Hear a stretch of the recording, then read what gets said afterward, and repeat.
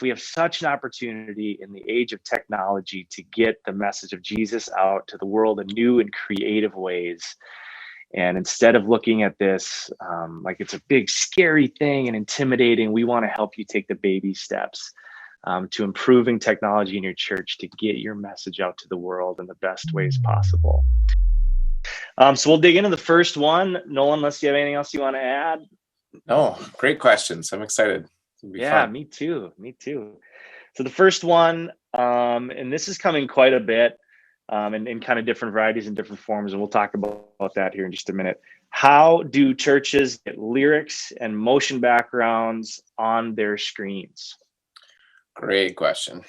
Yes. Yep, that's a really good question. I think it's something that so many churches struggle with. You grow up in high school and really all you hear about is PowerPoint. And so that's basically the little bit of knowledge anybody comes in with anymore is PowerPoint. And it comes free on most computers. It's just kind of the normal like presentation software that comes with stuff. That's a really good point. Right. But PowerPoint is made for something completely different. And then you're trying to fit a peg in a square hole kind of thing when you're using PowerPoint for worship. And so we've got a few different things that we've looked at, and one that both John and I super recommend. I just always love listening to your story on this, John. I kind of came into the scene right as you were figuring out what we go with now. So prior to that, and I had only used PowerPoint in the churches up to Good Shepherd. So sure. Yeah. Well, when I came in to Good Shepherd, we were using PowerPoint, and it was fine for the needs of what we were doing at the time. But everywhere I looked, I just saw, and especially as churches were starting to do things online, I just saw like there was the moving backgrounds, and it's not all about creating like a fancy, showy experience. But what I was really drawn to in the moving backgrounds was that you'd be singing Amazing Grace, and there's just this kind of soft motion happening behind it, and just kind of helping create the atmosphere of worship. Like draws you in. Right. And it's a unique thing. And I think something that people use as a reason not to go to it, because they're like, we're not trying to create a show. We're not trying to create we want to keep it focused on the lyrics, the text, the scripture. And I completely agree with that. So I think it's getting on board with, we're using this tool. We're using a motion background to help enhance the text, the lyrics, everything else. So, and then you as a creator of that experience, as a person in the process of creating that experience, it's our job to make that as engaging as we can. So anyways, yeah, go ahead. Well, just as we're on this motion background kind of thing, like the church has been using visual effects for all of church's history. Mm-hmm. Every kind of sense. Like that's the thing about worship. It's not just, it's like the whole body and mind. It's all of us as a body of Christ coming together to worship, right? So churches have been using these different elements to bring in your senses, like especially the Catholic Church, like did incense, but different churches have done things with incense and the robes and the different colors on their robes for pastors throughout a lot of the church's history. The colors that are over tables, candles, like all of these things are visual, and somehow there's this idea that all of a sudden when it's on the screens it's too much, but everything beforehand was perfectly fine. And we just didn't think about this, but really it's just one more facet of bringing all of our senses and creating this experience to connect us with God. And so I think it's super important. And you could miss the point and just have it up because it's cool, but it's so much more than that. Right. It really is. So yeah, when we were doing PowerPoint for a long time, and so I started asking different churches around town, like, what do you guys recommend? What are you doing? How are you doing this? Your guys look great. We want to create something similar at Good Shepherd. We want to create that because that's what you're doing. But I want to take what you're doing and find a way to put it into our context, just to improve what it is that we're doing. And so everyone I had talked to said easy worship, media shout, They all said a different thing, but the recurring theme there was everyone was trying to get to this platform called ProPresenter.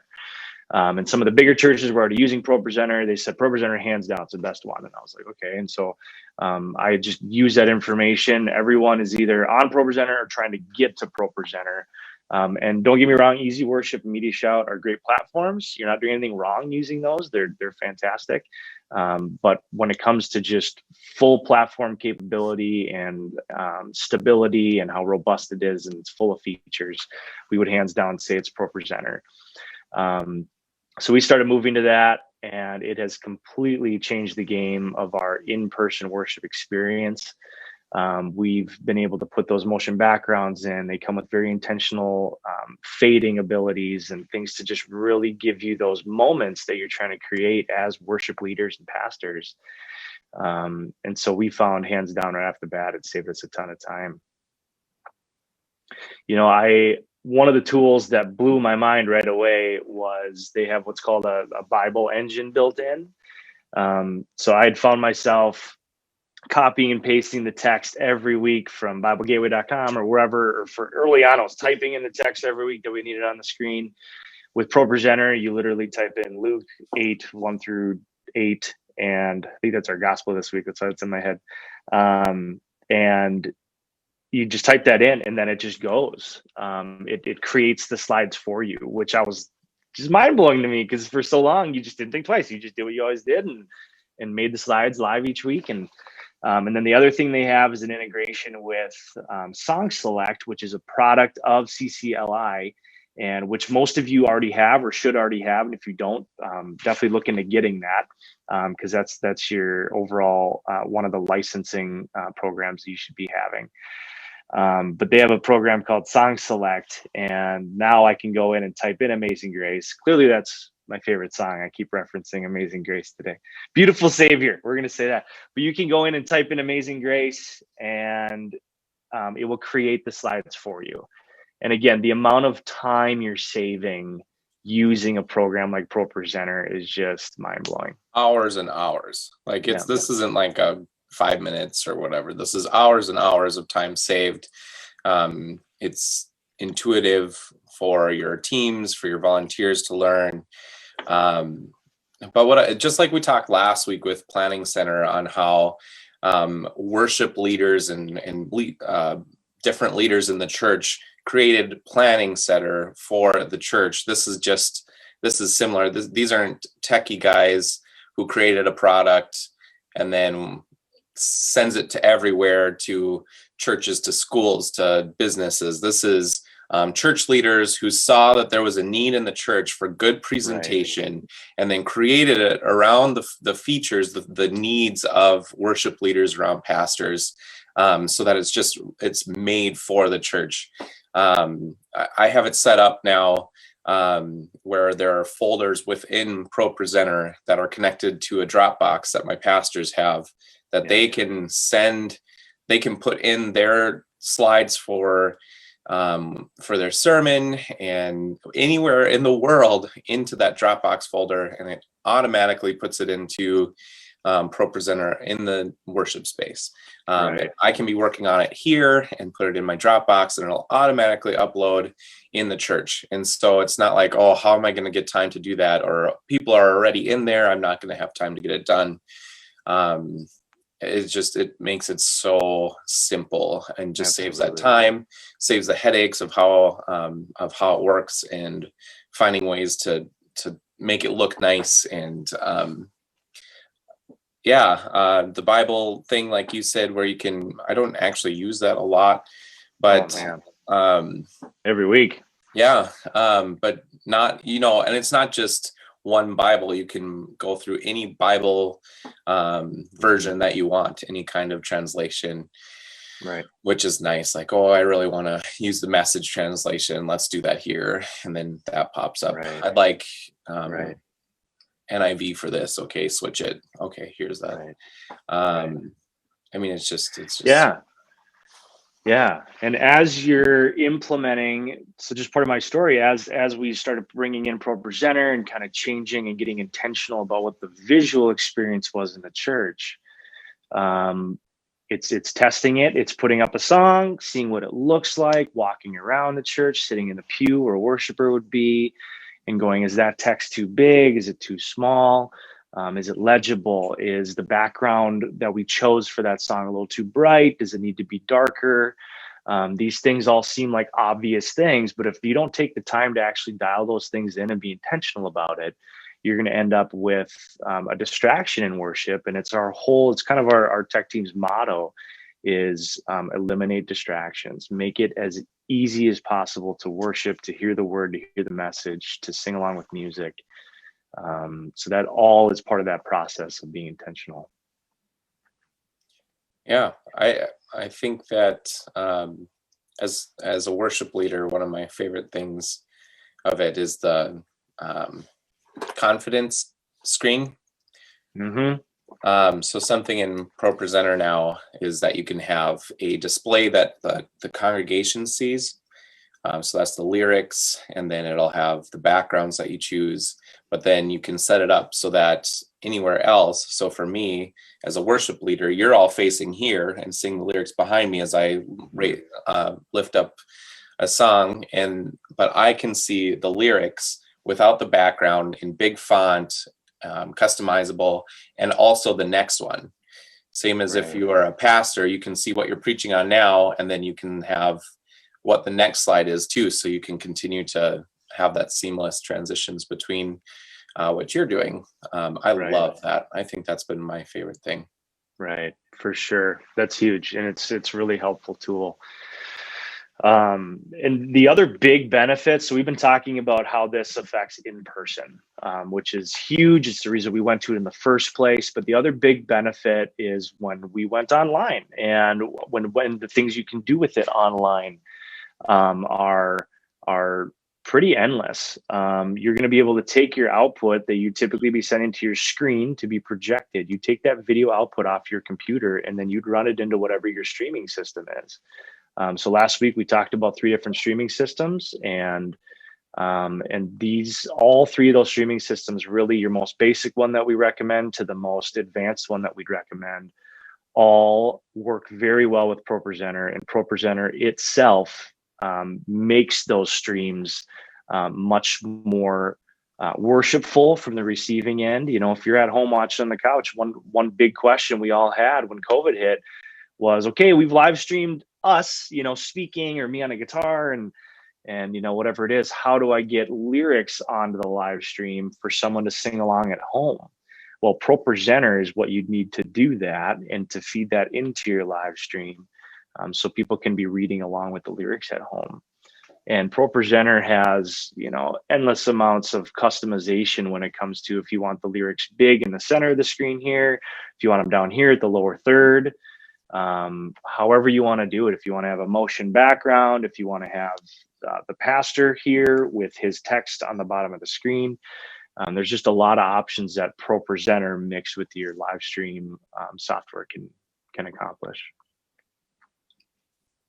Yeah, I've been able to, and John, you too, go to conferences all over the nation with thousands and thousands of the the fastest moving churches around the nation, around the world, and as well as concerts from these bigger worship leaders like Bethel, and they all use ProPresenter. Run Collective was here in Alexandria, and I always like to, when there's a team or a band or whatever, a conference, like one of the first things that I always do, and I think I learned this from you, John, I just, you know, is that like, let's go see the tech setup. Let's see what they're working with. And they always have ProPresenter because that is the industry standard.